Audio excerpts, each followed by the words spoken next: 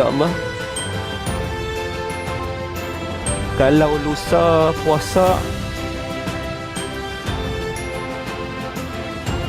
esok selepas maghrib,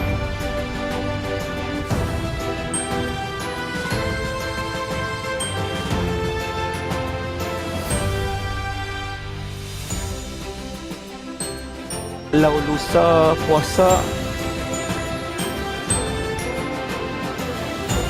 esok selepas maghrib,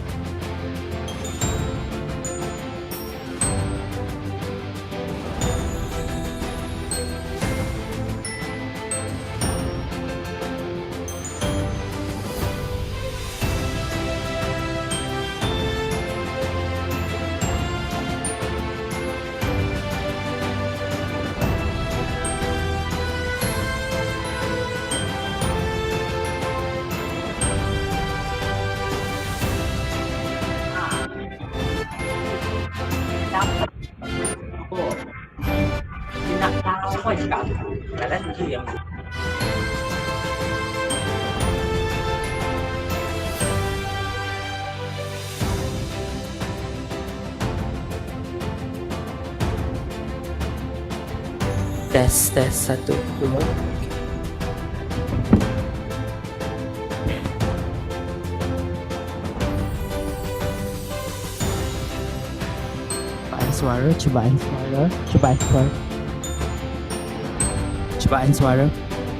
Cubaan suara. Satu dua. Okey. Cubaan suara. Tes. Satu dua tiga.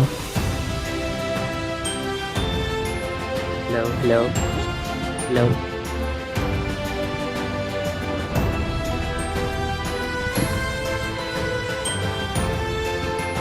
Tes. Satu dua satu.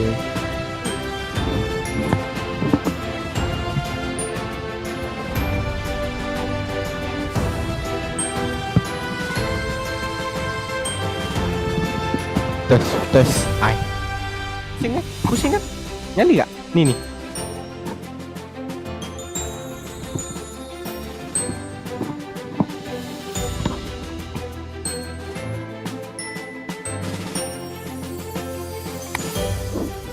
Tes macam suara. Satu.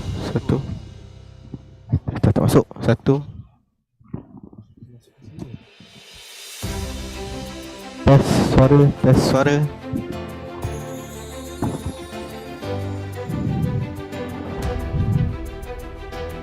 suara. Dia punya. 1, 2, 3, 4, 5. Dia cakap 1, 2, 3.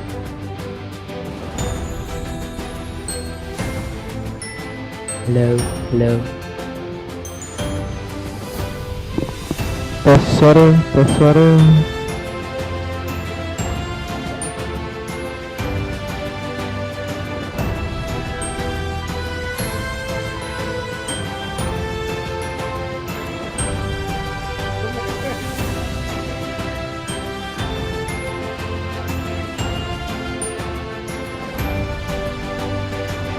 1, 2, 3. Dah masuk?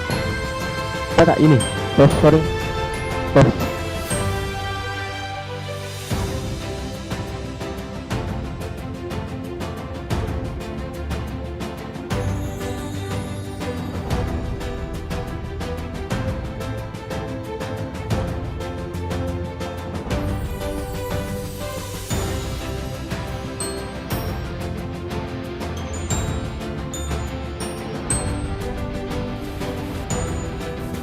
Satu. Okey, 2.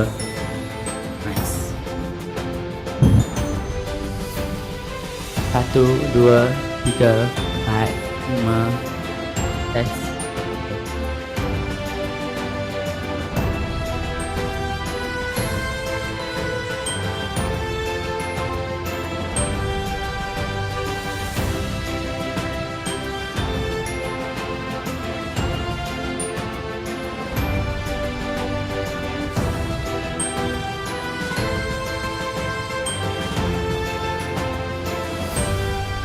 Hello, tes. Hello, tes 1, 2, 3.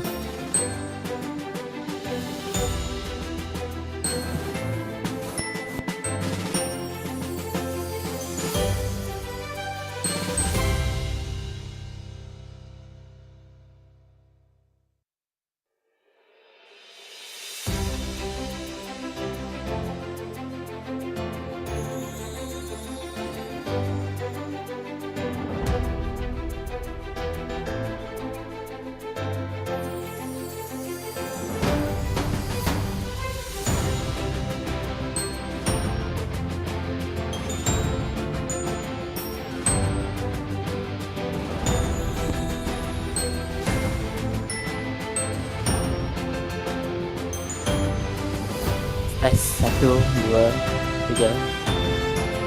1. Jangan suara. 1, 2. 1, 2.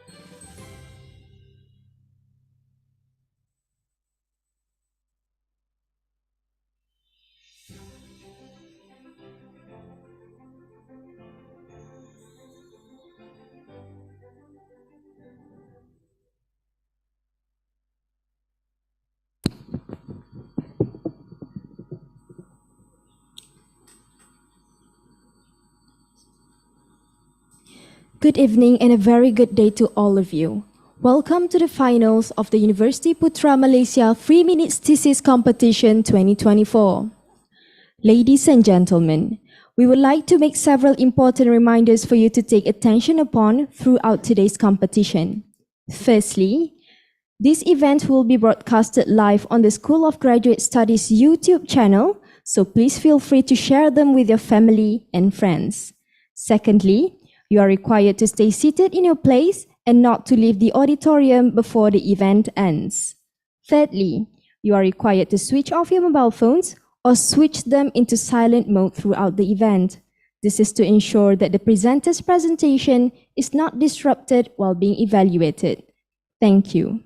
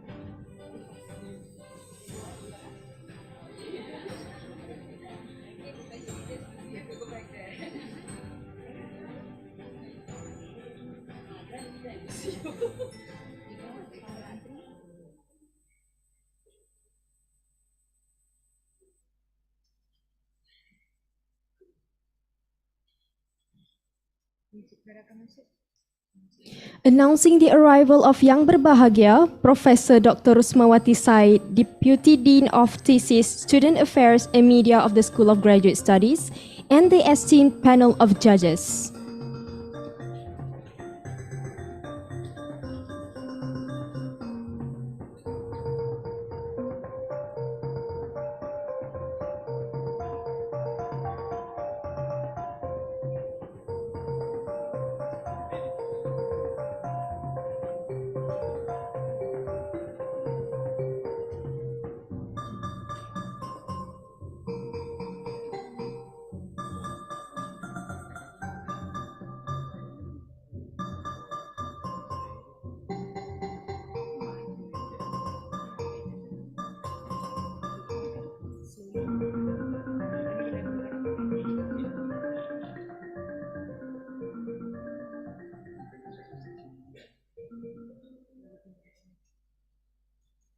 Ladies and gentlemen, please stand up for the National Anthem Negaraku and Putra Gemilang.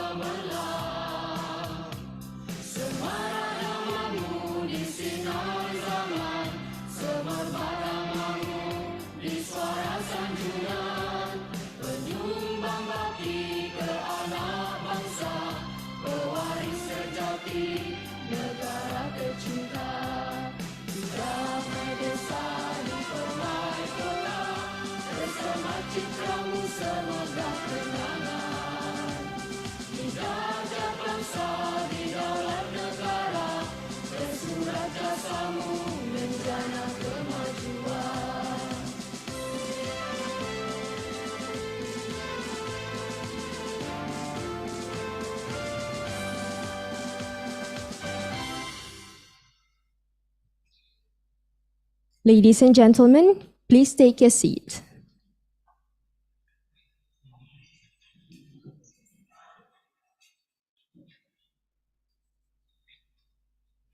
Yang berbahagia, Profesor Dr. Rusmawati Said, Deputy Dean of Thesis, Student Affairs and Media of School of Graduate Studies, distinguished guests and judges, officers of University Putra Malaysia, participants of UPM's 3 Minutes Thesis 2024 competition, ladies and gentlemen, welcome to the finals of the UPM's 3 Minutes Thesis 2024 competition.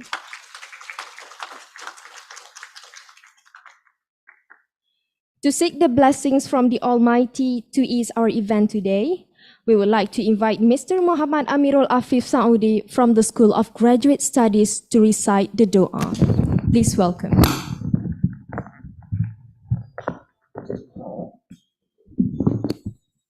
Fatihah.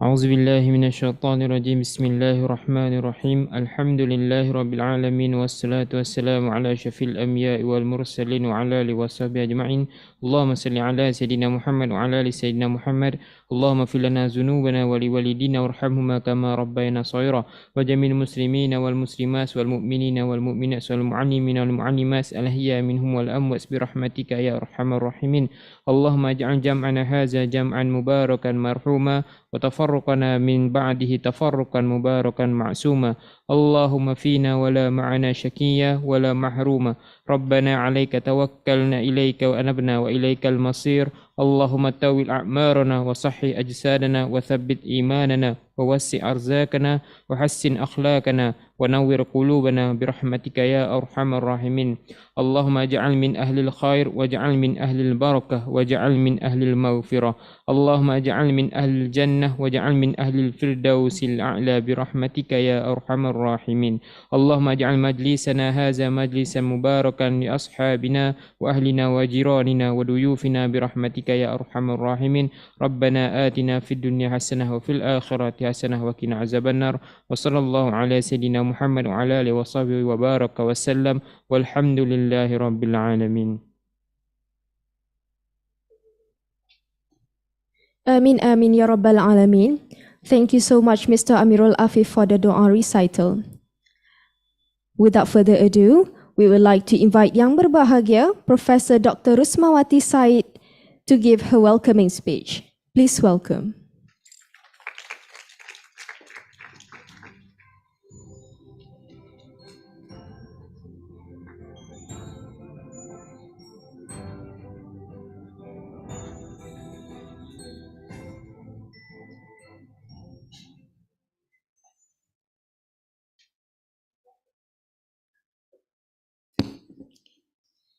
Bismillahirrahmanirrahim. Assalamualaikum warahmatullahi ta'ala wabarakatuh and very good evening. First of all, thank you so much to the principals, officers of the UPM, deans and institutes, directors of institutes, viewers, our viewers from that are joining us via Facebook online, and to all the participants for the 3-minute thesis TMT 2024 organized by School of Graduates, University Putra Malaysia. First, I would like to thank to Allah Subhanahu Wa Taala for giving us the opportunity to attend and gather safety here today for the 2024 UPM 3 minutes thesis competition finals. Alhamdulillah. Let me congratulate to all of you on behalf of the School of Graduates. Ladies and gentlemen, ideas are always meant to celebrate, especially when they have all of the potential to contribute to the mankind. At the meantime, that time actually that doesn't not always grant us enough time and deliver our thoughts.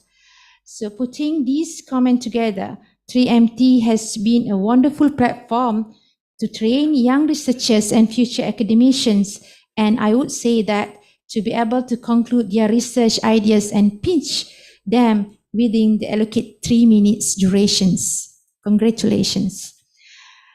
The significance of this competition remains, whereby you must get your ideas through the groups of audience and not at all involved in your study fields. And it sounds easy, but everything conveying distinguished plan and objective to a group of people and find a hard gaps. It is a real deal when you step out into the real academic arena. The secretariats from the graduate school studies is very positive that this 3MT platform has triggered an interest of many PhD students in UPM, which is across faculties, schools or institutes. By looking the enormous amounts of the participants this year. Today we have around 38 presenters coming from the various backgrounds and discipline by nature to strive the best of to fulfill their talent in the arena. Some of our finalists will be presenting UPM for the national and given a luck to the international stage of 3MT organized by University of Queensland itself. Your participation in terms of training, recording, and participation procedure will be managed by the School of Graduates. Therefore, do not concern about the administrational procedures and then to polish your skill through your ideas. We are from the School of Graduates who would like to offer our deepest gratitude to all the deputy deans, all the postgraduate students here, and then all the officers that have worked closely and with sending faculty's representative for the competition.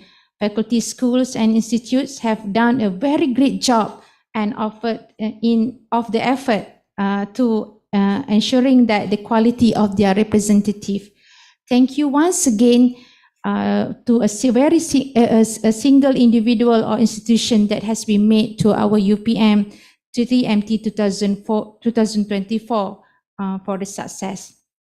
To all the participants, be flexible and then concise with your ideas, because ideas are not always well communicated, might not be gained and written over the real value. Winning and losing is part of the games, but the experience and that you get from this platform is very, very beautiful. Feel free to contact us at Student Affairs and Media Units if you have any assistance along the way. I wish to all of you that all the best for these competitions. Please note that. Wabillahi taufiq wal hidayah. Wassalamualaikum warahmatullahi ta'ala wabarakatuh.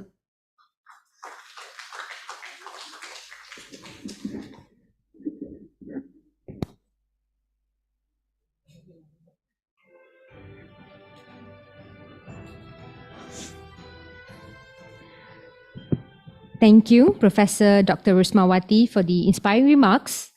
So dear participants, a competition, of course, could not naturally be a competition without its judges. So we have a new set of judges for the evening session, not the one you saw this morning. Let us introduce to you the esteemed judges for our university finals round this evening. We have a total of 4 judges with us today. Firstly, the head of the adjudicating panel, we have Professor Geologist Dr. Abdul Rashid Muhammad Sharif. Professor Dr. Geologist Dr. Abdul Rashid has received the recognition of the Duo Denmark Fellowship Award, the Top Research Scientist Award from the Malaysian government, the Australian Endeavour Award Fellowship, and is currently the President, Institution of Geospatial and Remote Sensing of Malaysia. Next up, we have Dr. Muhammad Ibrahim Muhammad Tahir.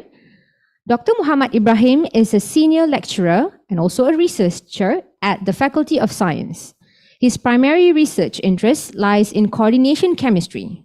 And Dr. Muhammad Ibrahim is a fellow of the Royal Society of Chemistry, UK, a member of the American Chemical Society, and an honorary member of the Young Scientist Network, Academy of Sciences, Malaysia.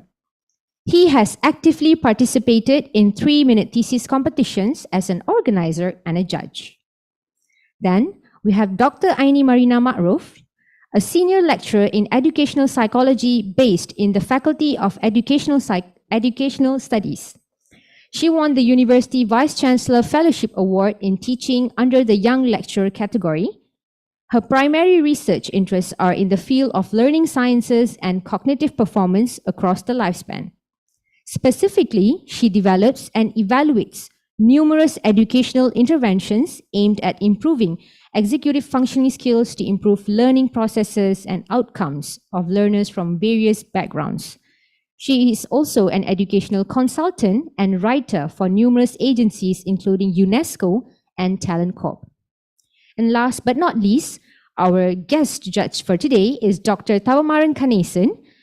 Dr. Tawamaran has completed his PhD degree in engineering in less than 3 years, GOT tu, majoring in the integration of 4th generation long-term evaluation and optical communications. Therefore, he solely founded Proofreading by a UK PhD, an academic consulting firm that provides services across many verticals. The firm has grown from having a single founder to currently employing over 118 consultants all over the globe and currently serves corporates, universities in over 36 countries, including United Kingdom, Saudi Arabia, Malaysia, Korea, Australia, and many more. You can clap your hands, actually, don't worry. That was a long breath to actually read out everyone's bio note. Okay, so ladies and gentlemen, apart from the 3 main winners, we also have the People's Choice Award winner, which will be selected solely by audiences and supporters through the live that we have telecasted in the School of Graduate Studies YouTube channel. Therefore, do share the QR code shown on the screen to your friends and family for them to vote for their favorite presenter. The poll ends at the end of this finals competition. Please bear in mind that the winner of this award will automatically qualify him or herself for the nationals level in June.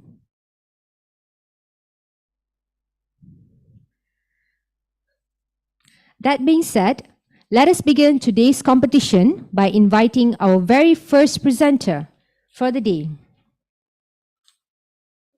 Nurul Nazira Muhammad Yusuf with her title, The Power of Intelligent Packaging in Food Safety. Please welcome.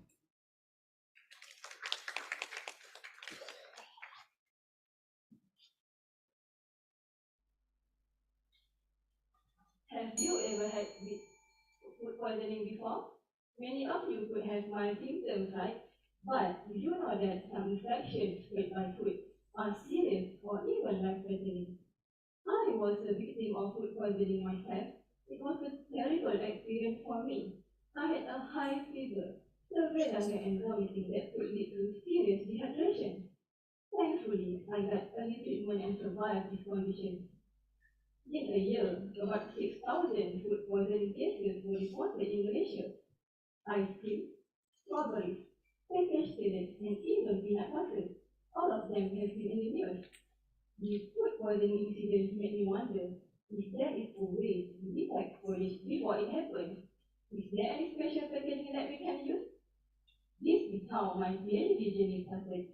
My question is that develop intelligent packaging that can communicate with consumers. Interesting, right?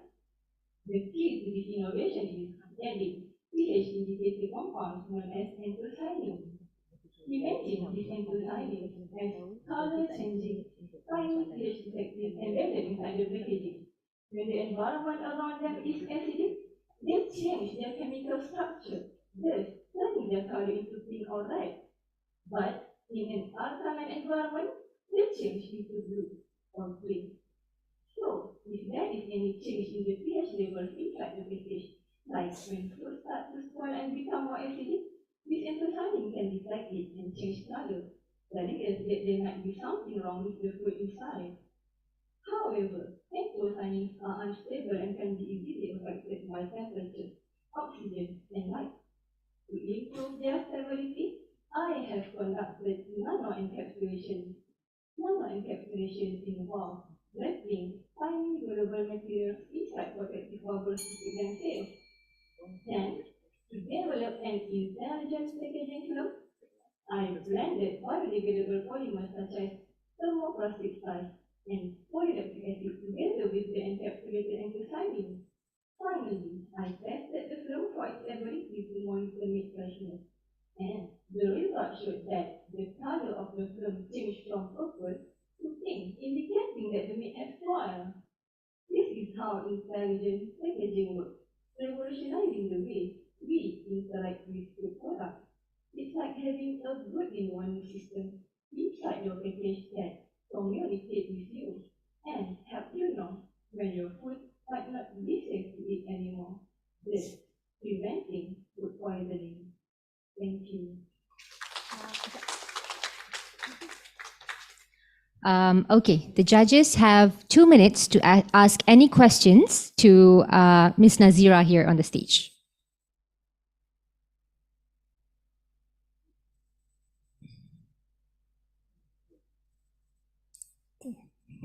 Dang.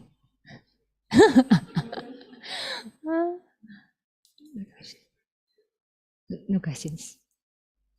Okay, so Nazira had a good start. Thank you.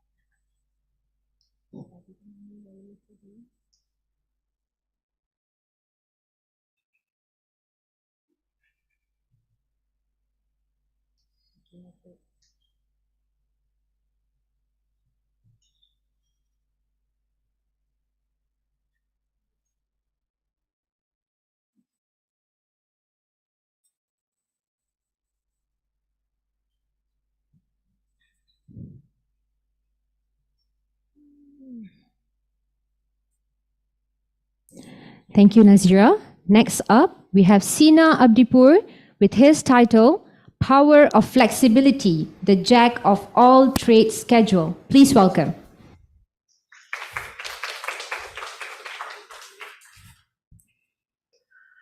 What is our most valuable schedule? Some of us might think it's money, but the more we grow, the more we learn that it's actually time. And for those of us working in academia, what is that one thing that wastes most of our valuable time? A bad timetable. It's hard to believe, but even today, in most universities, this scheduling is done by hand. This is error-prone, time-consuming, and frankly, just outdated. But wait, don't we have research to automate this? Absolutely. So why aren't we using it? Well, this is where my research comes in. I find the reason and the solution for it. After some digging, I discovered that current methods mainly focus on finding the absolute best solution for one problem only, like their own university. It's like they're creating this perfect piece of puzzle that only fits in one specific spot. I call this optimal. But what is wrong with this, you might ask? Well, I believe in no free lunch. And I know you all must be very hungry, but I'm not talking about food. No free lunch is a mathematical theory that claims everything comes at a cost. If you win something, you lose something. If you go to the gym and become big, you probably lose your speed. And if you try to make your schedule be the absolute best for your problem only, it probably will not be as good for other problems. I call this general. With some more math wizardry based on this no free lunch, I developed a new method to evaluate these schedules to see if they are problem specific or if they are flexible. My method prevents future research from focusing on one problem only. Instead, it promotes methods that are more adaptable. The outcome is scheduling that works for everyone. I believe that the power is in flexibility, and the perfect is not always the best. My method will create schedules that can easily be taken from one university and applied to others. You can call it the jack of all trades. So, imagine your future with better schedules. Imagine a future with less worries and more time for what actually matters. By optimizing your timetables, I will give you more of your most valuable asset, time. Thank you so much. Oh, yes, sorry. Dear judges, we have 2 minutes for a Q&A session.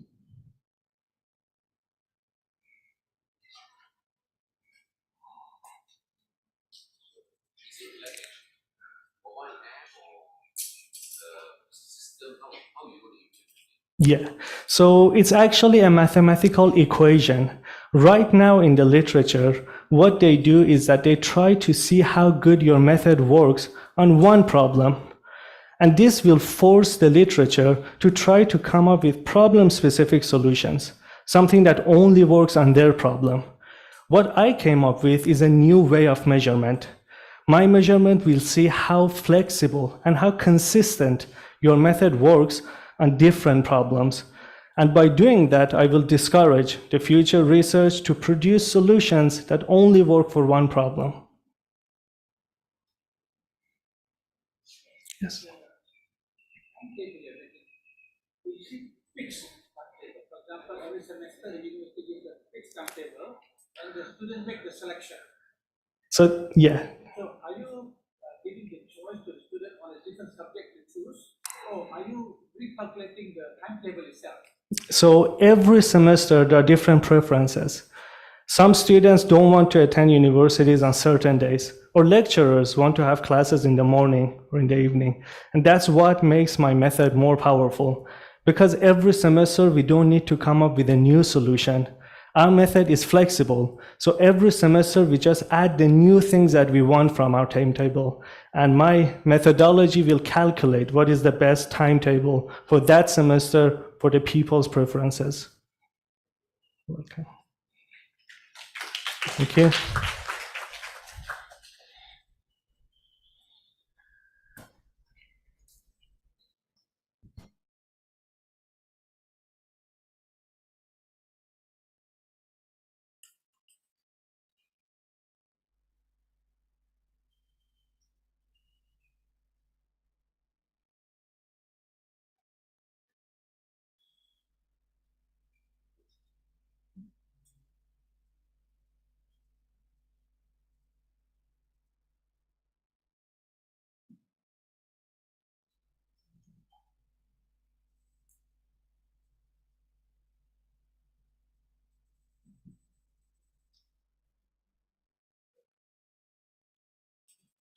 Thank you so much, Mr. Sinha, for the presentation.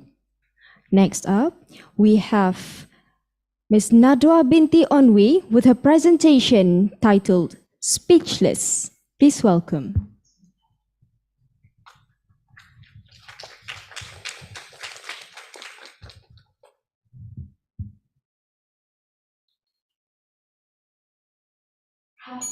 wonder how Michael Shoemaker feels when he receives a diagnosis of aphasia. Aphasia is a debilitating condition that causes language loss due to the damage to the left hemisphere. Aphasia makes the entire world meaningless. But the good news is, as a speech language therapist, I have a superpower. My superpower is to give back voice to person with aphasia through speech therapy, which was successfully proven to be improving language recovery if given in a high intensity manner. So I committed to understand the speech language therapist's perception on the challenges and the barriers in delivering aphasia therapy. So they tell me that aphasia telerehabilitation is the way forward. That means patients with aphasia can now sit back and relax at the comfort of their home attending speech therapy. Voila, how easy that is. Well, you must be wondering, how language recover through therapy? Well, remember, we have 2 eyes, 2 ears, and a pair of brain hemisphere. So, when one gets broken, another one took over. So, their study on human brain shows that neural network in the brain actually undergo rewiring and remodeling throughout the lifespan through experience. Well, I would love to give this experience to persons with aphasia to improve their language by teletherapy. And the added value of this study is the use of communication devices like the one owned by Professor Stephen Hawking, who speaks using a computer. So now, person like Michael Shoemaker will not be speechless again. Thank you.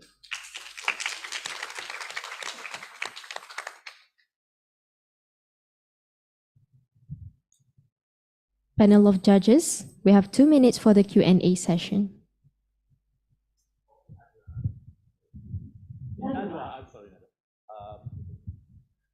I've never heard of aphasia before, but I'm interested. So is there different levels of aphasia in terms of their severity? Correct. One is different level of severity, mild, moderate, severe, and very severe, and there's 10 types of different aphasia.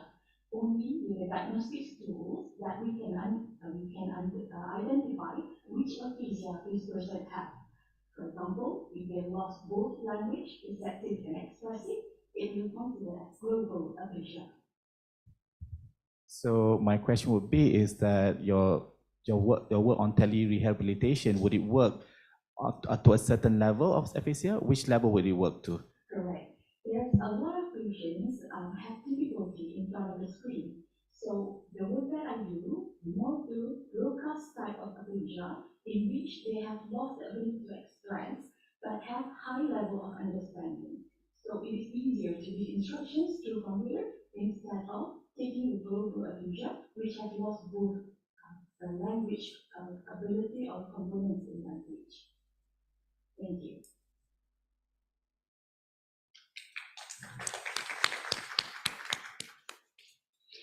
Thank you so much, Ms. Nadwa.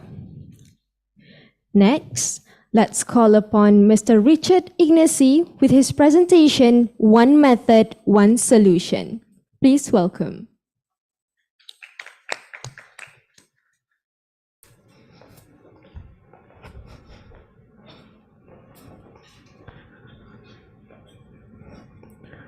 A very good evening.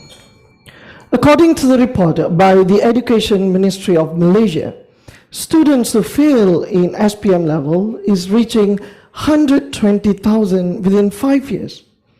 And the numbers are increasing year by year. This is truly shocking. Where is the mistakes? Where is the future of our students after finishing the school?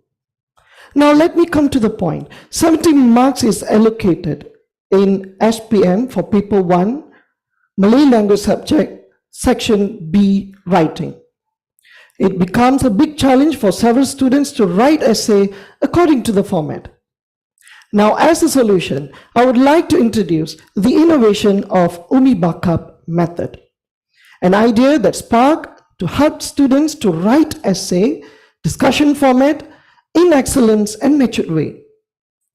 Umi Bakap refers to U, inspiring quotes and proverbs, M, Y, I, idea, Ba, how, Ka, impact, and P, emphasize. This method can be used in all parts of the essay, namely introduction, content description, and conclusion. Yes, one method, one solution. Moreover, the students can access inspiring quotes and proverbs using QR code. Testimonies of 2,000 students was testified across the country the effectiveness of this method, and we proudly introduce a book of guidance using Umi Bakap method, which published by Dewan Bahasa and Pustaka recently. Now there will be no issue for students to write essay. With proper guidance of teachers, essay writing will be a piece of cake. A student's performance and Malay language grade in SPM level will be increasing. The future of the students is guaranteed while decreasing the dropouts. As a conclusion, innovation in writing method and interesting teaching aid will have high impact, because I strongly believe every efforts never betray the success. Thank you.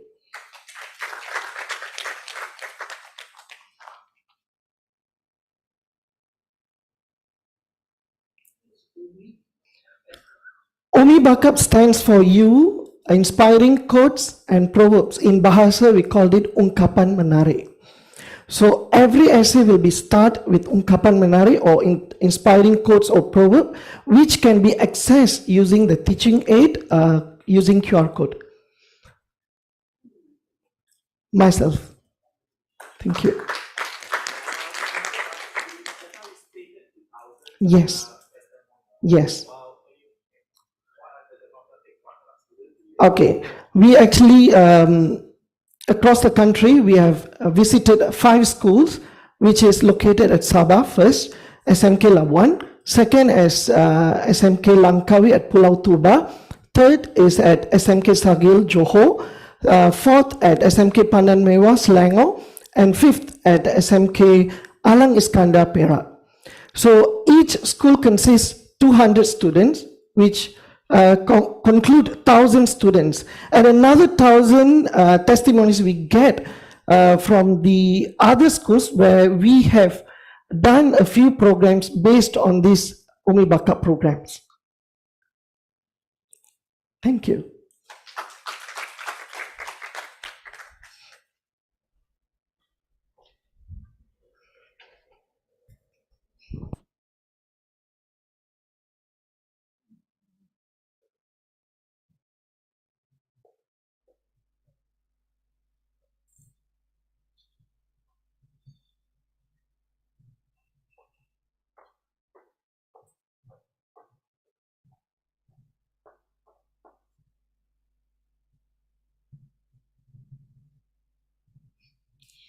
Thank you, Richard, for the presentation.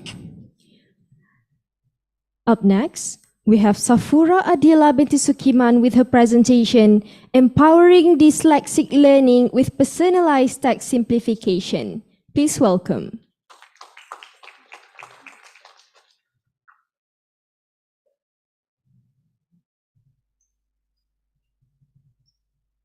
Imagine a child eagerly opens a book, excited to explore the world through its pages. But as soon as he starts reading, letters seem to move and dance. Words disappear and reappear constantly. He gets lost with the grammar, vocabulary, and eventually unable to comprehend the meaning of the text. Ladies and gentlemen, this is the reality for my son who was diagnosed with dyslexia at the age of 7. As his parent, I witnessed firsthand the struggles he encounters in our common classroom environment. He frequently scores poorly on tests and often finds himself among the top 5 students, but from the back position in the classroom. Last year, Malaysia has reported 18% of dyslexic population, that is one of the 6 students who have learning difficulties. This alarming situation has urged me to conduct my work on personalized text simplification to help these children in comprehending textbook contents effectively.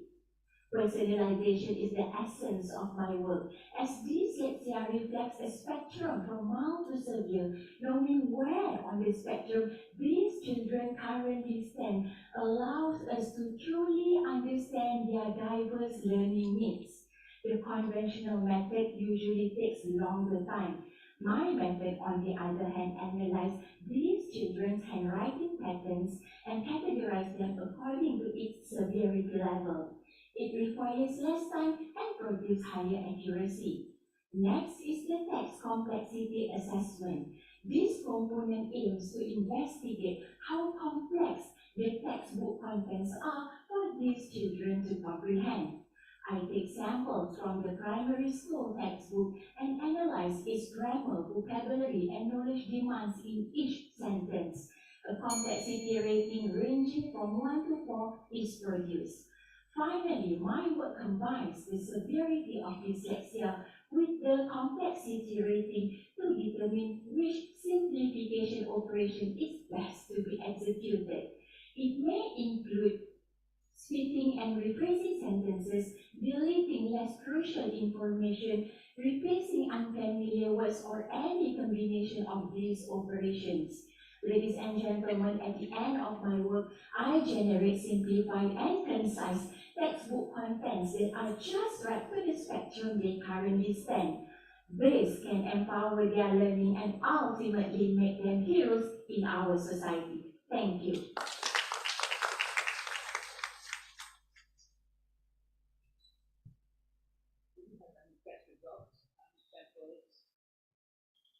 Currently, Prof, the sample is the handwriting of the dyslexia children. Currently, the categorization is actually 2 categories only. It is either they are at risk or no risk at all. But what makes my research different is that I would like to relabel and also recategorize them so that they can be classified into their severity level. That's so that the text can be simplified based on their severity. Maybe for the mild children, they do not need so much simplification, unlike the severity children. Very nice presentation, thank you. Just a quick question. So you are analyzing the severity of the impact based on the pattern of writing. Yes. So is there a proven correlation between that scientifically? Yes, because the dyslexia children usually they exhibit certain patterns in their handwriting. They have in terms of the irregular sizes, they mix the capital letters and also the small letters. So all these criteria we can take it and differentiate them according to its severity level.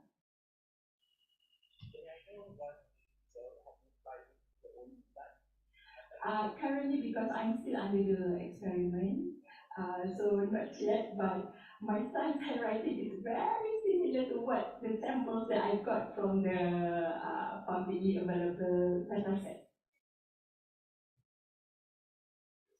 Thank you.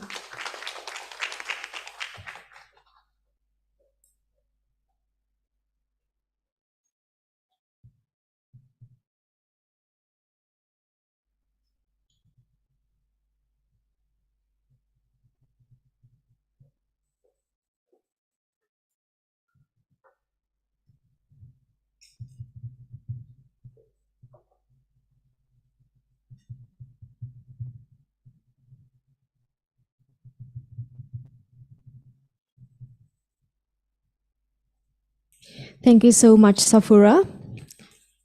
Next, let's call upon Lee Lixin with her presentation, Grease Trap Waste, Stop Polluting, Start Composting.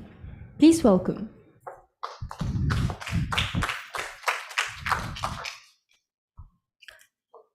Have you ever walked in an alley, especially those located behind the restaurant, and wonder, why is it so smelly? Why the drain is so dirty? In every restaurant, there is a tank under the kitchen sink that traps grease and solid food waste, which will remove as the dishes are being washed. This tank is called grease trap, and the waste containing in it is called grease trap waste. Unfortunately, instead of using the correct way to clean grease trap, restaurant owners have been dumping grease trap waste into the drain just for their own convenience. Not only does this pollute the drain, it has become a major source of river pollution in Malaysia, threatening environmental, animal, and public health. One restaurant can generate about 5 liters of grease trap waste a day. Imagine if all restaurants dump grease trap waste into the drain every day. This could be a disaster. This is the problem my research would like to solve. What I developed is a treatment process that can transform grease trap waste into a safe and nutritious material before we release it to the environment. This process is called composting. So let me explain how it works. Composting is similar to cooking porridge in a pot. You know, when you first add rice grain and water into the pot, turn on the heat and stir from time to time? Well, same as composting. We add grease trap waste and water into a cylindrical container. But the interesting part is we don't need to supply heat. We wait for the waste to generate heat by itself. How? Microorganisms, which are originally present in grease trap waste, will interact with each other. As they breathe, eat, and poop, heat is generated. Grease trap waste is found to contain high nitrogen. So I added rice husks to balance up the carbon to nitrogen ratio, creating a nutrient balanced environment for the microorganism. And we found that the microorganisms are growing faster, generating more heat, and speeding up the composting process. Composting has a great good potential. First, it is a low-cost technology. Second, the heat generated can kill the pathogen in grease trap waste, making it safe when we release it to the environment. And lastly, this process can make its nutrient readily accessible for the plant, enriching the soil as we release it to the environment. By doing just this single step, we can prevent environmental pollution, building a cleaner city, and create a sustainable production and consumption system which are aligned to our sustainable development goal. We can't stop restaurants from generating grease trap waste, but with this technology, we can prevent it from challenging environmental, animal, and public health. Thank you.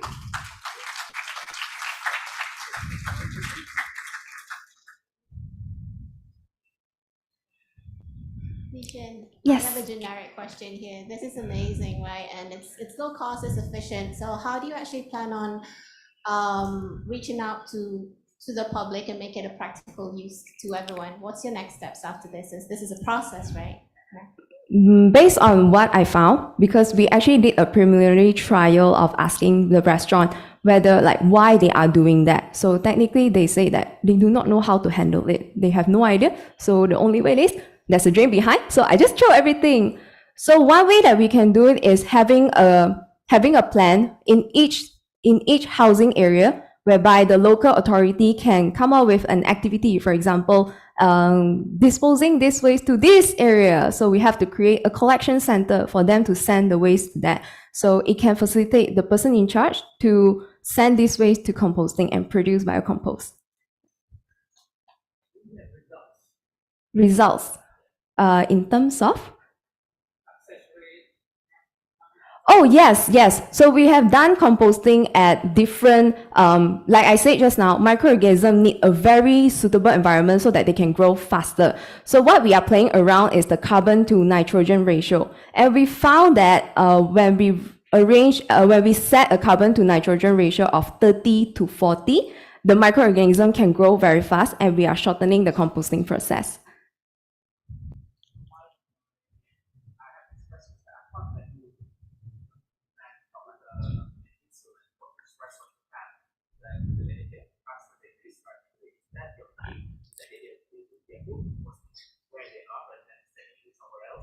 That would be I would say, the ultimate aim, because like I said, every material, they have their own characteristic, so they have their own microbe. So when we have those composter, usually what we usually see is home composter. So the waste that we usually get is food waste. So the composter is meant to design for food itself. Yes, so since this is a new waste, so this will serve as a benchmark to look into how can we use this waste before we develop it to an actual home composter, or a composter that we can use it in anywhere. Thank you.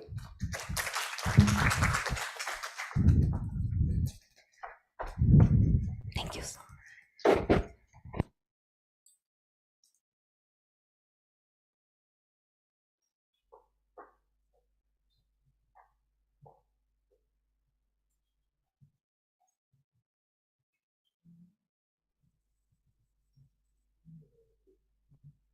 Thank you, Ms. Lilitsin.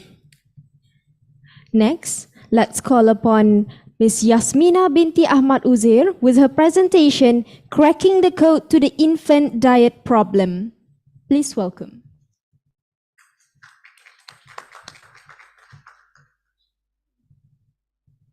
Irfan is a 10-month-old baby who lives in the low-cost flats of Selangor. His mother is a housewife and his father works as a delivery driver. When Irfan visited the doctor, they found out that he was stunted, which means that he wasn't growing enough. His height consistently fell below the expected levels on his growth chart. Unfortunately, this is a common phenomenon among Malaysian children. About 1 in 5 children under 5 years old in Malaysia share the same experience as Irfan. Did you know stunted children get sick more often? They perform less well in school, and when they get older, they're also more likely to suffer from chronic diseases. Think about how much you can afford to spend on food, depending on where you live. These factors can impact the types of healthy foods available for babies when they start eating solid food. The current complementary feeding guidelines don't take into account different family budgets. This means that some families, like Irfan, might find it difficult to afford the most nutritious options for their children. The World Health Organization highlights the use of locally available food to improve children's nutritional status. But is it possible to meet nutrient needs using local food? And if it is possible, what is the best food combination at the lowest cost? In my PhD, I used media programming and optimization methods to answer these very questions. The first time this method was applied to nutrition was to solve the diet problem among soldiers during World War II. Now, imagine you're trying to find the best way to make a delicious sandwich. Media programming is like a fancy recipe. It helps you make the tastiest sandwich possible while staying within certain limits, like how much bread and fillings you have. So for my recipe, the first thing I need are the ingredients. I compiled a list of foods consumed by 497 children between 6 to 24 months in Selangor.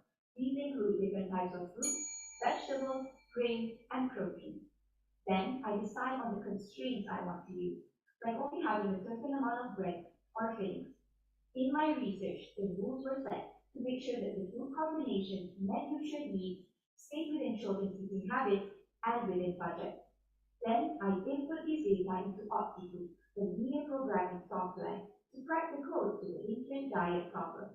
The result? A set of food combinations that met most of the nutrient needs of young children. These recommendations can help children, like Irfan, achieve the nutrients to grow, using foods that are locally available at the cheapest price. And with these recommendations on board, get ready to say hello to a world where healthy eating for our babies is within reach for every family. Thank you.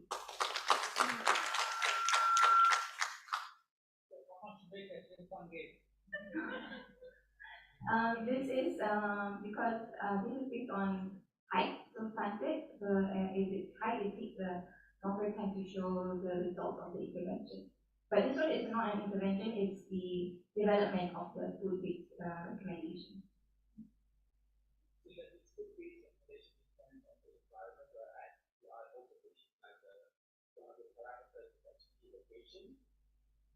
Yes, because media programming, the locally available foods would be more location or population specific. So So that is one of the strengths of using linear programming. It allows us to make recommendations that are population specific and also that consider population food pattern. So one of the parameters that I include is also what is the minimum and maximum frequency of food that can be included in the food-based recommendations. This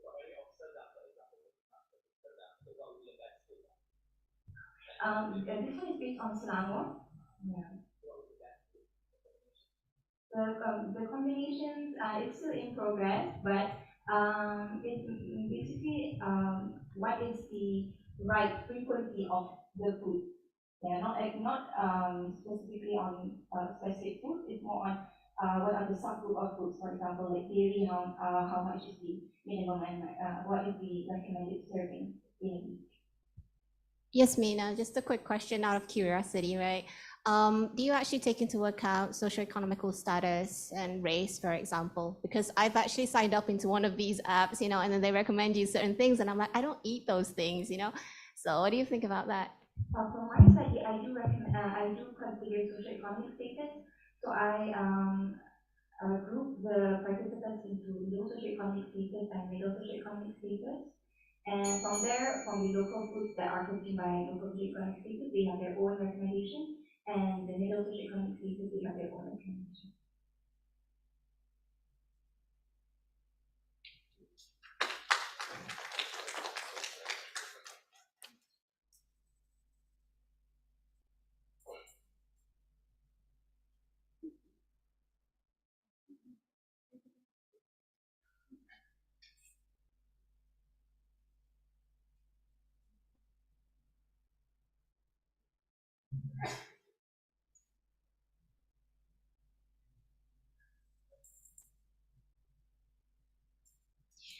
Thank you, Yasmina, for the presentation. Next, let's call upon Raja Azlina Raja Mahmud with her presentation, Chasing the Bot Masters. Is it me?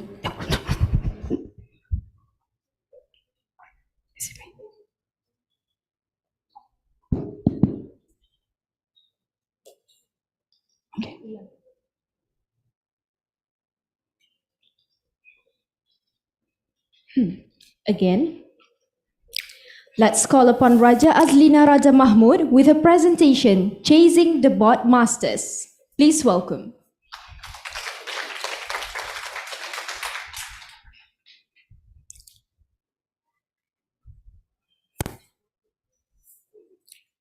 Based on the figures shown on the screen, it's evident that cyber attacks are rampant these days.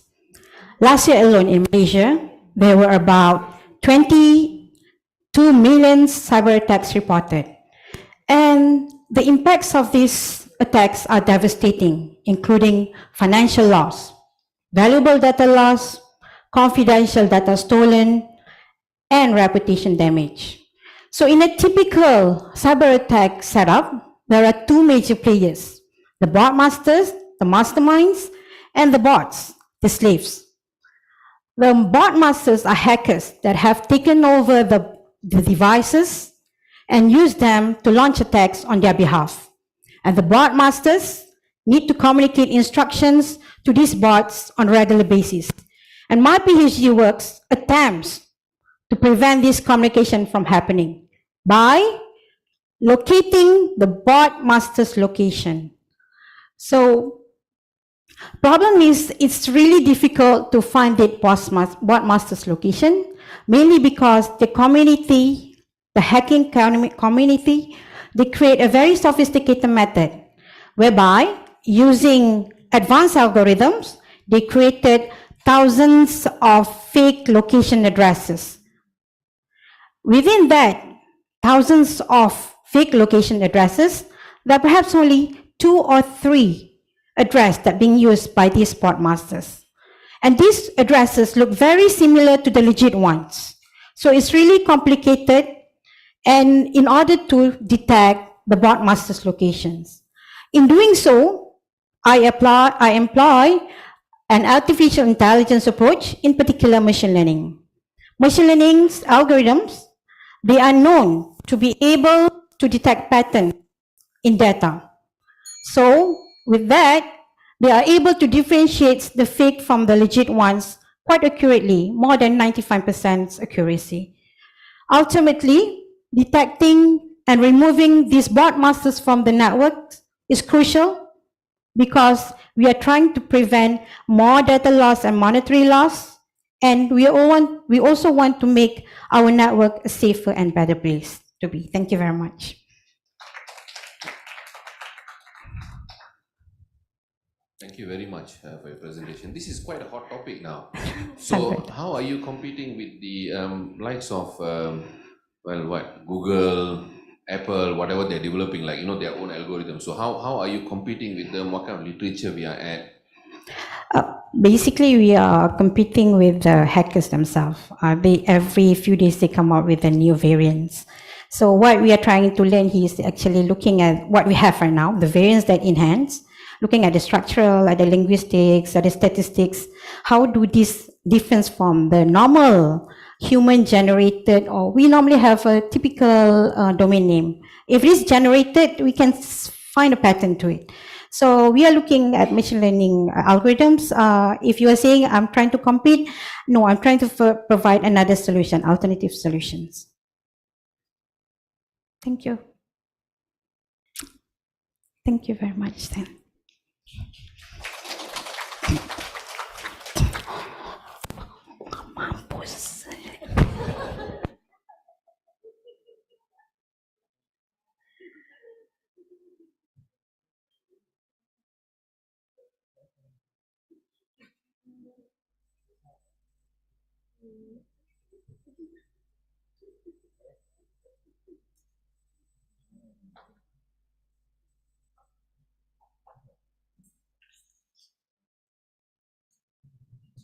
Thank you so much, Raja Azlina.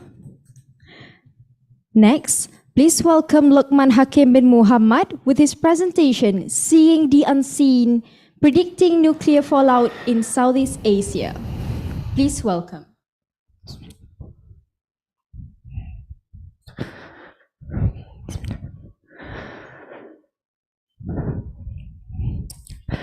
Imagine if you have to live in fear with unseen enemies. Well, this is the reality for those who are facing the after effect of nuclear incident. We talk about the nuclear particle. This particle is million times smaller than the diameter of our hair, and it allows them to penetrate to our bloodstream and cause diseases such as cancer. This is the main reason why nuclear accidents are so frightening. You can recall back to the Fukushima incident in 2011, where it is about 160,000 people who were forced to evacuate from that region immediately. Even after 2 years after the incident, the consequences from this incident still remain, because people doesn't know where the nuclear particle will travel within the air. They couldn't see the unseen, but they felt the impact. So my research addressed the aftermath of nuclear accident by focusing on the potential site in Southeast Asia. What if this tragedy occurs again in this area? People might be wondering or even anxious on the presence of the nuclear particle within its surrounding. To deal with this issue, we need to investigate the culprit that responsible for bringing them within the atmosphere, which is the wind. Let's picture a situation where I have a perfume and I spray it to know who in this room smell the strongest fragrance from the released perfume. By nature, wind is moved from high pressure to low pressure area, and by gathering the temperature and pressure data at many points within this room, we are able to develop a physics-based model that can predict how wind travel that carries the molecule inside the perfume. This allows us to map the spreading of the perfume over the time. Similarly, in my research, the perfume acts like the nuclear power plant, and from the explosion, we want to know which area is affected the most due to the current weather condition. Previously, physics approach has been used to predict weather pattern and particle movement in general. However, this approach has some limitation in giving instant prediction data.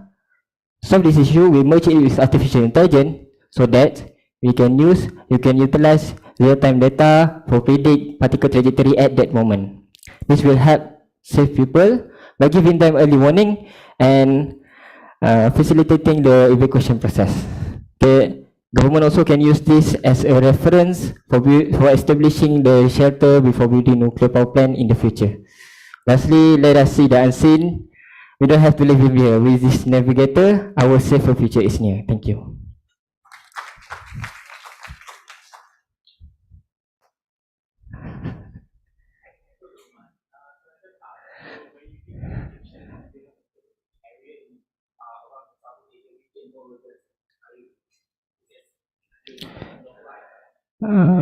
Okay, so for the specific region that I am focusing on is based on the previous study. It suggests that there are 3 potential areas that might build the nuclear power plant before 2040, which is at Vietnam, Ningtuan, and also Indonesia and Thailand. So I'm focusing on to simulate developing a model that can simulate the incident that occur at this potential site.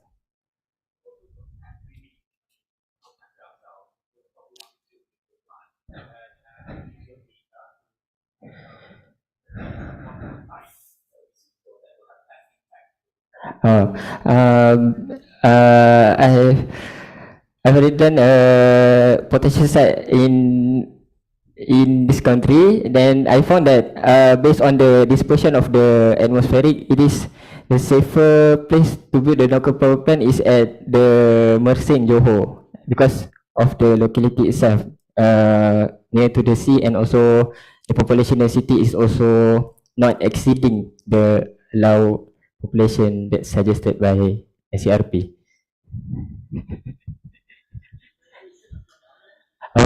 Regarding the validation, I also simulate it based on the Fukushima incident in 2011. So by using the weather data at that moment, at that accident in 2011, in terms of the direction of the particle dispersion is correct, but the exact amount of the dose that dispersed due to the accident not exactly same as the recorded by the Fukushima incident. How much different?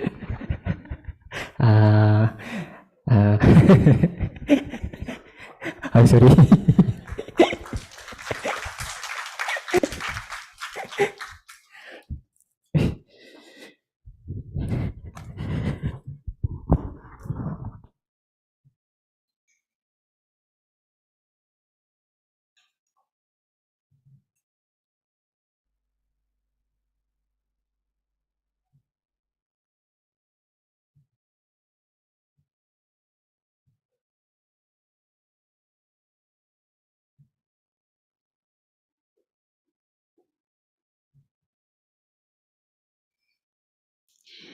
Thank you, Mr. Lokman. Next, please welcome Nurul Solehah binti Muhammad Zaini with her presentation From Waste to Wealth, Unravel the Potential of Banana Peel to a Sustainable Future. Please welcome.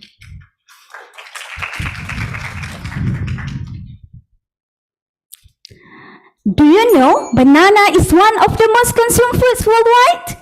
And do you know there are cute tiny microorganisms in banana peels and leftover foods that can save our world?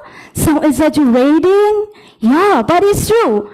Every year, 150 million tons of bananas are produced globally and generate approximately 40 to 50% of waste in the form of banana peels. Can you imagine the magnitude of that number?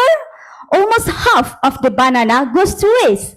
So today, I'll present a tale where these banana peels combine their power with the tiny microorganisms to become the golden heroes in the quest for a sustainable world.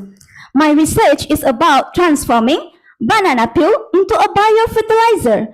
In my project, these banana peels were fermented with molasses to enrich the microorganisms inside the peel.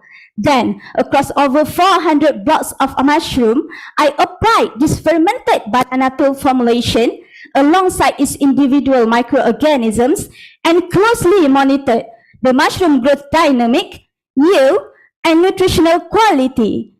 Do you wonder who are the microorganisms? My current data showed that they include bacteria such as lactic acid bacteria and megatherium. Then you must be wondering, how does this bacteria work? Well, the real story begins here. These bananas bacteria, firstly, play a role as biodecomposer by breaking down insoluble nutrients in soil into a form that are easily absorbed by the mushroom. Secondly, they act as biostimulant by producing hormone that can stimulate mushroom growth. And finally, they become biocontrol by producing acid that can stop the growth of diseases that are often infecting mushroom cultivation. Surprisingly, the mushroom treated with fermented banana peel managed to increase the yield, growth, and nutritional quality by up to 50%. Again, up to 50% compared to the mushroom without treatment. Therefore, this golden pill can address waste reduction, nutrient recycling, and subsequently replacing chemical fertilizer. Well, this story is not just about the science. It's about our connection to the earth. It's about transforming waste into wealth. Imagine you have turned what was once rubbish into a source of nourishment for our environment and our bodies. So every time you want to throw the banana peels, please remember that this golden pill has its own power to transform the world for a better future. Thank you.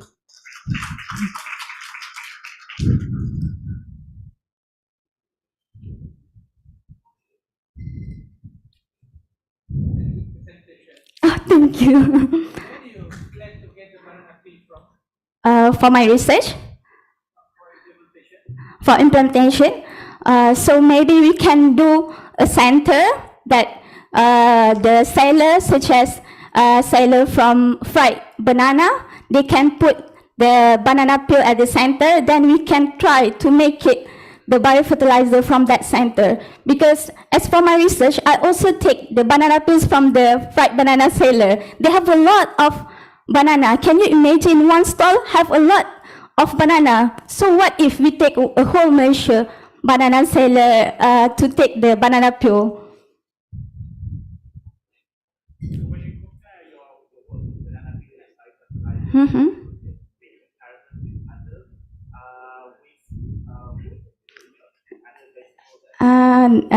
As the scope of my research is only banana peel, but from banana peel, I compare it between the bacteria from banana peel. Thanks for the presentation. Have you tried different types of bananas? Different what? Different types of bananas. As for my research, I just use one type of banana, but different type of bacteria. What kind of banana you used? Next to me, the common Musa acuminata, the name, the scientific name. Yes, the one that people use for 11th term for fried banana. Okay. Okay, thank you.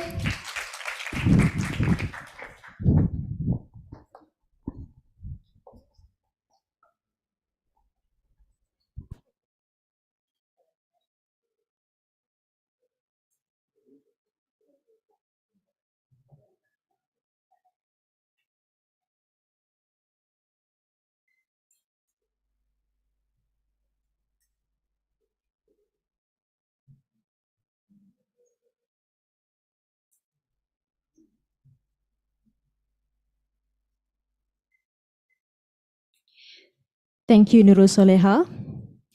Next, let's call upon Liu Ziyun with a presentation, Enhancing Mata Coconut Production Pollination Bag Solution.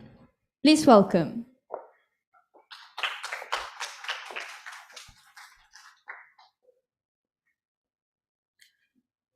Coconuts. It is a very important crop in Malaysia. Just think of nasi lemak and you can imagine its importance. Malaysia used to be a major coconut producer, but today, this industry is struggling.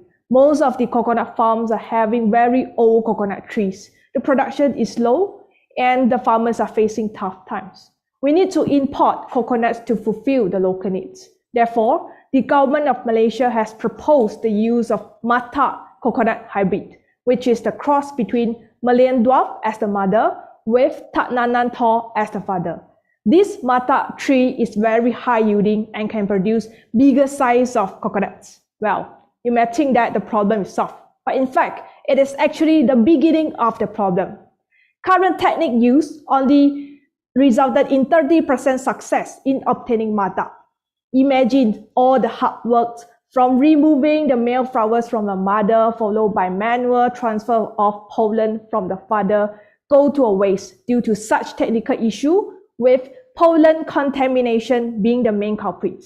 We can describe pollen contamination as if someone accidentally dropping salt into your sugar jar.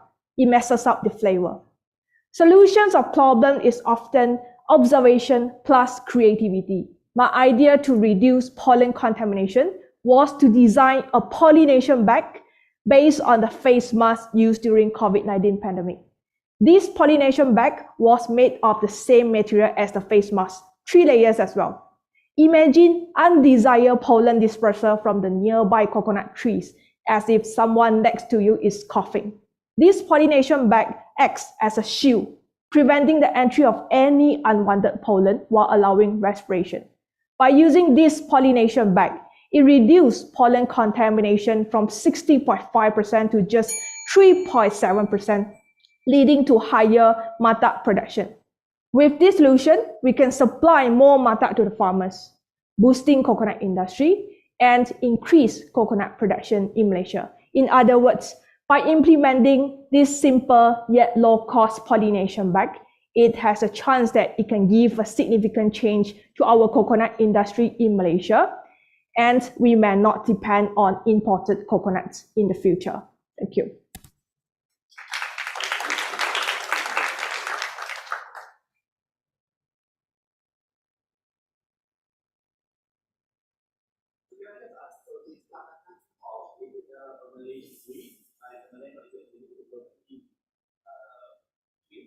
Tatnanan Tor is originated from Philippines, while the Malayan dwarf is originated from Malaysia itself.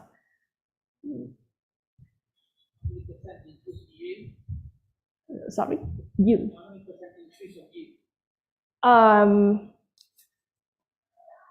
Comes with like half of it more than the normal coconut varieties that we have in Malaysia currently.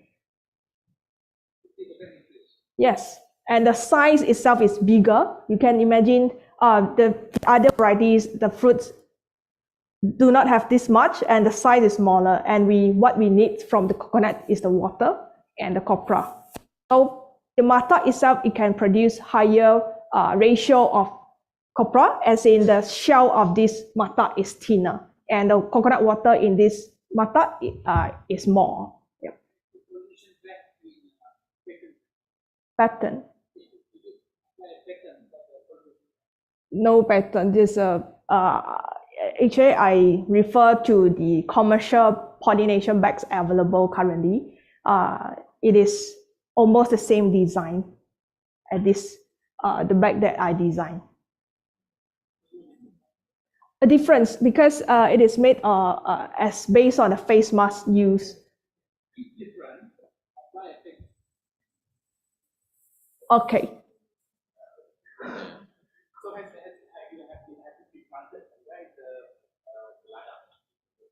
I carry out my experiment in Perak. The Tatnanan Tor is in the Teluk Baru of Perak, and the mother is in Lekil of Perak.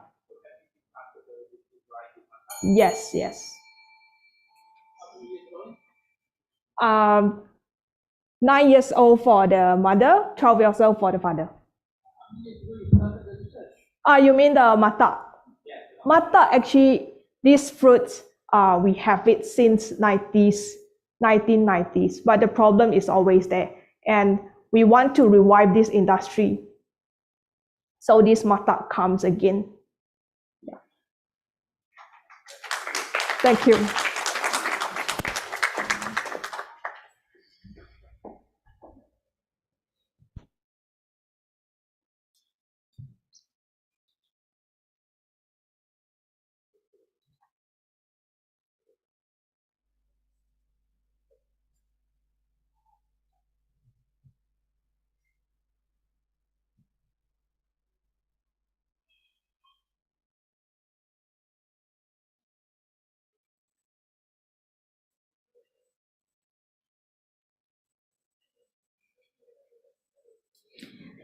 Thank you, Liu Ziyun.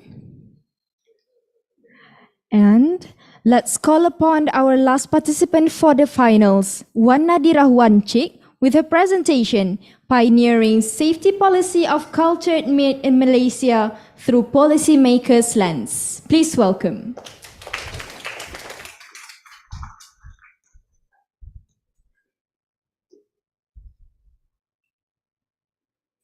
Ladies and gentlemen, now, before you start to thinking about a cow wearing a lab coat or a chicken doing a cha-cha-cha, the cultural thing, no, my friend, that's not a cultured meat.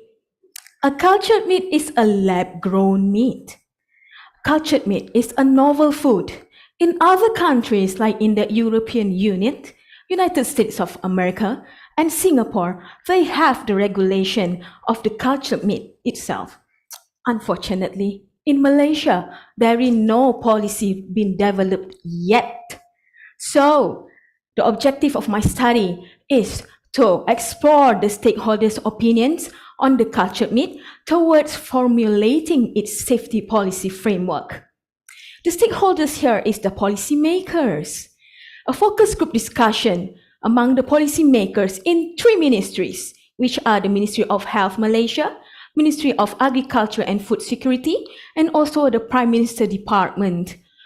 These ministries are chosen with the function of the regulation.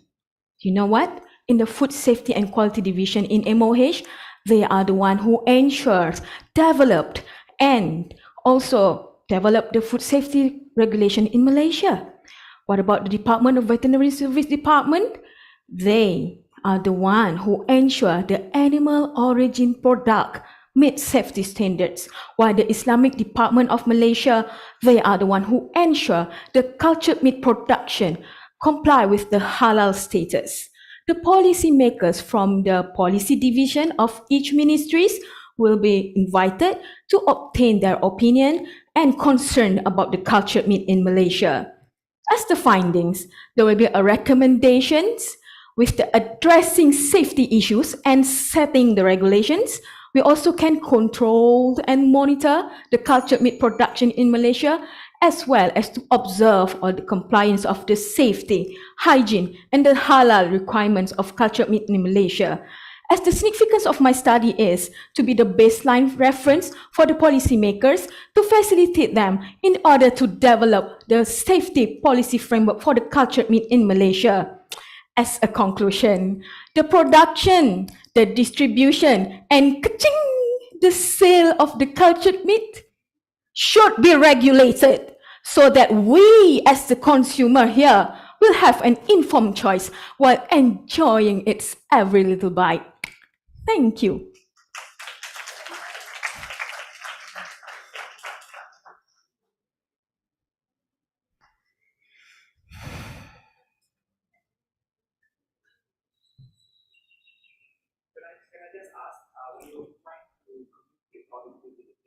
Yes.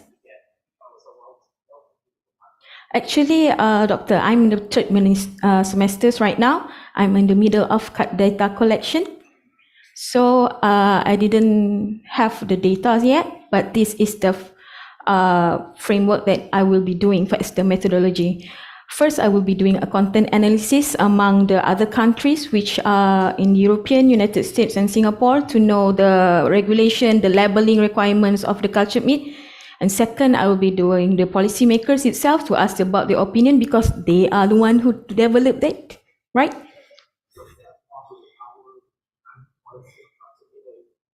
We have no regulation on the cultured meat itself, Doctor. Me as the food technologist in Ministry of Health Malaysia, currently studying a PhD in UPM, we have to develop the cultured meat. But I would like to ask about the Ministry of Agriculture, Food Security's opinion and also the Halal Department of the Islamic Department's opinions too, in order to develop a very regulation for the cultured meat. Ms. Nadira, I know Yes. that the problem of your study is about the lack of policy, but that actually stems from a genuine problem about cultured meat, I suppose. So what is actually the issue with unregulated, uncultured meat, cultured meat in Malaysia? Nice question, Doctor. Now in Malaysia, there is a company with a sell agri-tech Sdn Bhd in Kulim, they are the one who wants to invent the technology of cultured meat in Malaysia. Unfortunately, we cannot pre-commercialize it since we didn't have regulation.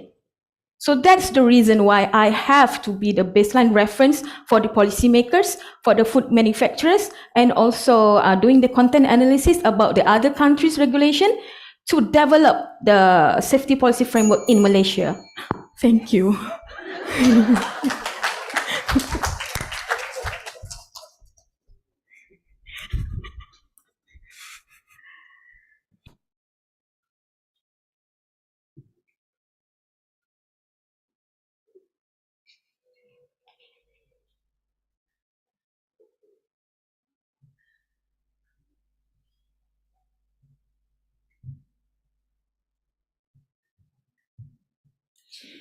Thank you very much to Nadira for the presentation. Ladies and gentlemen, that is the final participants for our competition today. We would like to invite the judges to proceed to the holding room to finalize the scores. Participants are required to remain seated while the judges decide on the winners.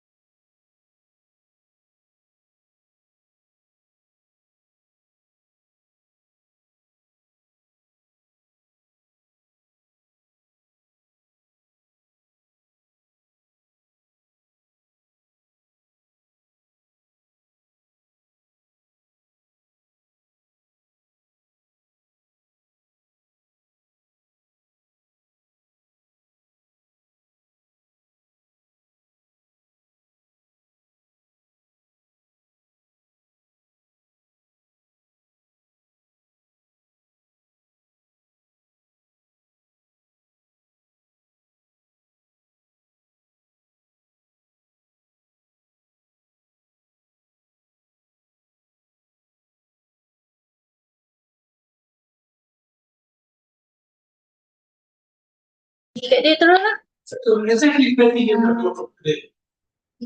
But let me present just as young. And in those moments, my first semester in the university, University of Maine University, the professor told me, you work on your research problem, and you should be able to describe your research problem to your grandmother in 5 minutes.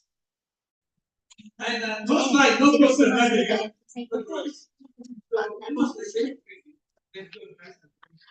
I think it's a wonderful one. Sometimes students get trapped in the research problem. We go around and just finish this night. They really know, but they don't know the research problem. And this is the crux of the matter. The 3 minute, this is to help you to conceptualize, crystallize, focus, deeper and deeper, until you can distract, not only the people like this, but your grandmother. You can do that in 5 minutes. You really have to relate that to those. Thank you so much. Thank you also. And Tiga, empat, tiga, sembilan, lapan. Some people. Tiga, empat. Mana? Oh ni, 913086722192. Password dia. They do that, and some people do that for a long time, longer time, one semester or 2 semesters. After you notice the results, you notice the very wonderful result. The class is so great, but no research problem. The point is just focus. Tapi kena admit tu. Now, after going through what you presented, Kena admit masuk kan?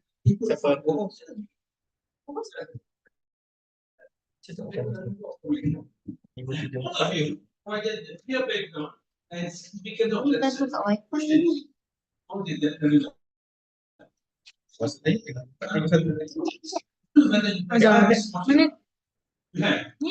If you have, then the mark was in blood. Because some of you coming to the study point, describe the research strategy, certain findings. Many of us did not show the results. Did not mention the results. Actually, you have to Dia 574172. but if you haven't done it, then you don't put it in. Come back again. Yeah. But for those who have it, those who have it, actually mention the results. You talk about wonderful things, but we are doing the results, right? Why have you done? Like a salesperson, you want to sell, you must have the backup. And the final point you have to the impact. You assume there will be an impact. Actually,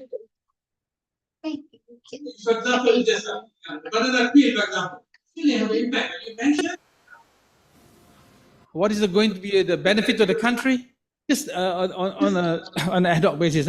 So give this a serious thought. When you prepare it, all of you, mention all its conclusion, outcome, impact. Even in your research thesis, you have to write that very clearly. Even in your abstract, you do that. Objective of your thesis, research problem, conclusion. The examiner look at that first, what this guy is trying to do, or the objective, and look at the conclusion. Are they matching or not? They're talking about coconut, but when they do the conclusion, they're talking about pineapple. That's an example. So anyway, later on, coming up to the slide, all of you had the slide, both sides. Why you put it there? For decoration? How many of you actually follow the slide? As you speak, your directing has the flow of the slide. Not many, very few, too few. Okay, and also how you expect the audience to follow the slide. By the way, the slide in this type of show can be a distraction because audience don't know whether they are listening to you or want to see the slide. The reason not there. So go for a simple slide. We tell the story. The audience can appreciate it directly. As you speak, they can see the slide there very nicely. Some of you used actually slides which are very much overcrowded. I don't know. I mean, the screen is bigger. You want to write even more. That's not at all the purpose of the 3-minute thesis. This is the reason what not to be done. It is your communication skills. Okay? So please cut the text out. Some of your font size were too small, and many of you didn't use the slide. And the slides color also sometimes the issue.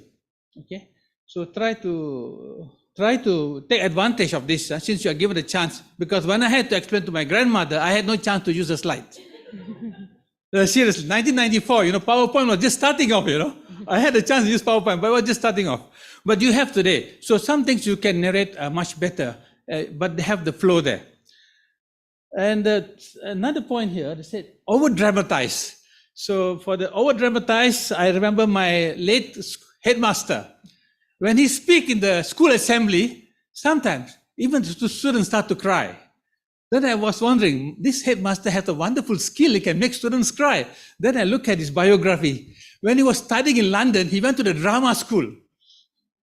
When they go to the drama school, they know how to be dramatic, They have the term drama queen and all that. So really, use your chance to influence people. You can touch the emotions of people as you speak. Some of the topics can be very emotional, my son, my daughter, and so on. How they so take this to the advantage when you're presenting. But in this case, over dramatize. Some of the judges get a bit slighted off, much overacting lah. So this is the message you want to get across. So I think going to drama school may be good.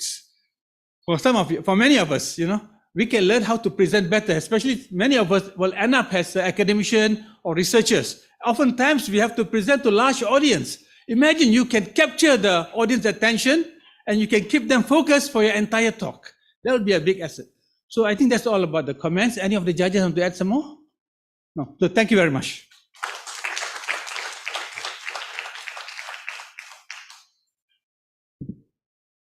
Thank you very much, Professor Geospatialist Dr. Abdul Rashid Muhammad Sharif, for the thoughtful comments. We would like to now present a small token of appreciation for our esteemed adjudicators here today for being with us. For that, we would like to invite Professor Dr. Rusmawati Said, Deputy Dean of TC Student Affairs and Media, accompanied by Mrs. Nur Hasliza Hassan, the Deputy Registrar of the School of Graduate Studies, to give out the token. Please welcome.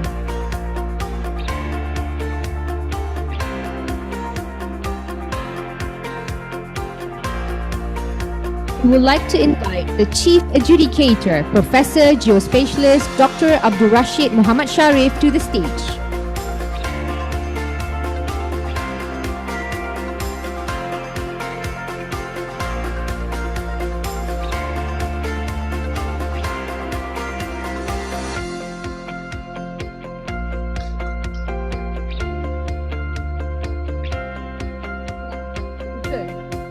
Thank you, bro. Hope you enjoy it. Next, let's invite Dr. Muhammad Ibrahim Muhammad Tahir on stage.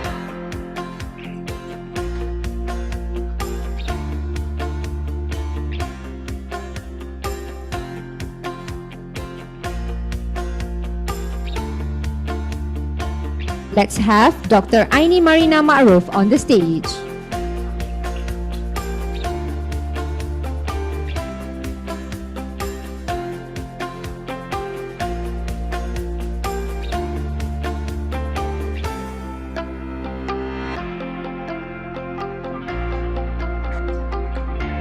Last but not least, our guest judge for the evening. Let us have Dr. Tawamaran Kanezan on stage.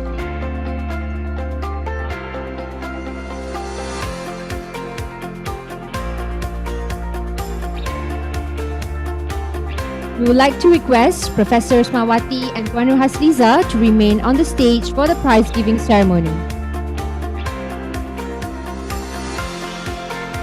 Now, for the time that all of us has been waiting for the entire day, the results of the UPM 3 Minutes Thesis Competition 2024. We will start with announcing the winner of the People's Choice Award. And the winner with the highest vote is Sina Abdipur from the Faculty of Computer Science and Information Technology with his title, Power of Flexibility, the Jack of All Trades Schedule.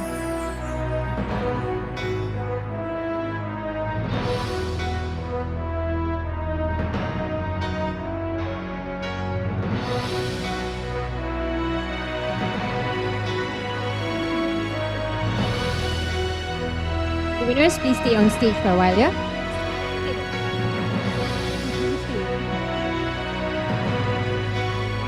Okay, next.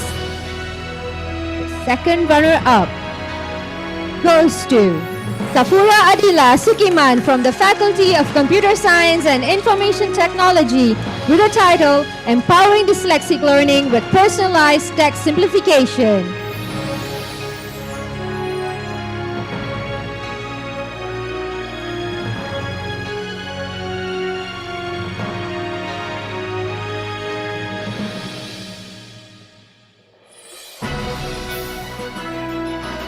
Two more winners in the list, everyone. The first runner-up goes to Li Zin from the Faculty of Biotechnology and Biomolecular Sciences with the title Grease Trap Waste, Stop Polluting, Start Composting.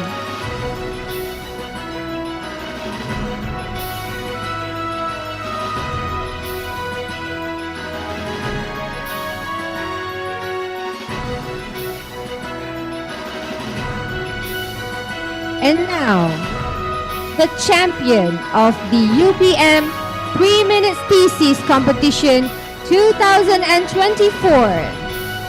It goes to Yasmina Ahmad Uzair from the Faculty of Medicine and Health Sciences with her title Cracking the Code to the Infant Diet Problem.